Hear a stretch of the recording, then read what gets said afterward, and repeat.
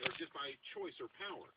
A new religion is going to emerge in this environment. It's going to be a nexus of science and philosophy and theology, and of course there'll be a wonderful chorus of nice-sounding moral platitudes about oneness and unity and peace.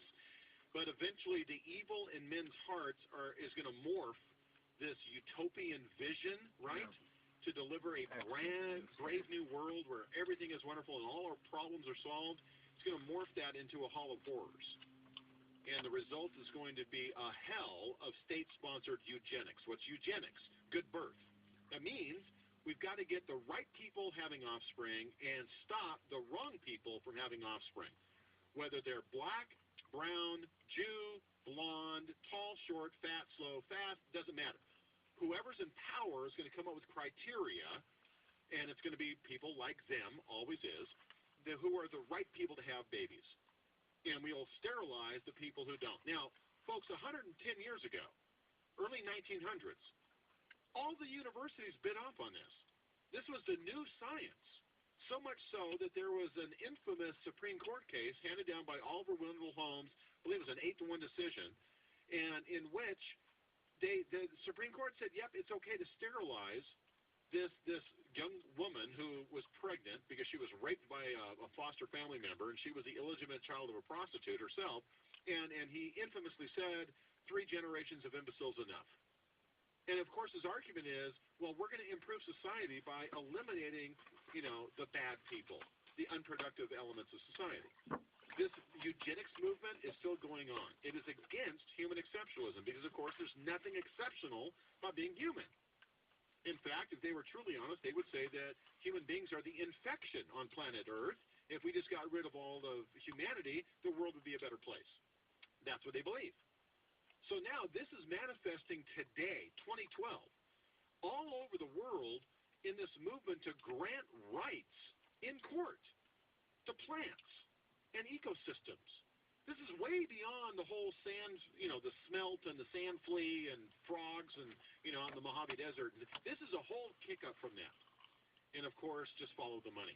So Wesley J. Smith, pick up the story. You were telling us about the birth of the eugenics movement in America, and, of course, all the academics were on board with it. You had the Pearl Buck decision handed down, or the Buck Bell decision handed down. And then it really kicks off with this book entitled Life Unworthy of Life. Right, and realize that in terms of sterilization laws, Germany's Nuremberg laws from 1933 were based on California's. Wow. So we served as the model for the Nazis and their sterilization laws. But in terms of the killing agenda, that began in 1920, big time in Germany, way before Hitler was any kind of a threat. In a book, as I said, written by a doctor and a lawyer, they're both professors, Carl Binding and Alfred Hoch, and it was called Permission to Destroy Life Unworthy of Life. Consider that title. And these authors said there were 3 categories of killable people. And I want you to, as I list these 3, think about what's happening in this country today. The first would be the terminally ill. So you're talking about like voluntary euthanasia. We've got assisted suicide in Oregon, and we've got assisted suicide in Washington. There's going to be assisted suicide legalization initiative in Massachusetts in November. There's been a very close a couple of times, and I was deeply involved in those campaigns in California to legalize assisted suicide and so forth. The second category were the unconscious, who they said, and I'm paraphrasing, if they ever woke up, they would be horrified by their condition. We dehydrate people with severe cognitive disabilities to death in this country in all 50 states by taking away their tube feeding. It takes them 1 to 2 weeks to die. We saw it play out in the Terry Schiavo case. And the third, they said, were the idiots, as they termed it, the people who are a drag on the state. Well, we're beginning to see in this country, not the killing of non-voluntary euthanasia, although that has been advocated. Right. Peter Singer, just as one example, has said that people with Alzheimer's and so forth, they should be able to be euthanized.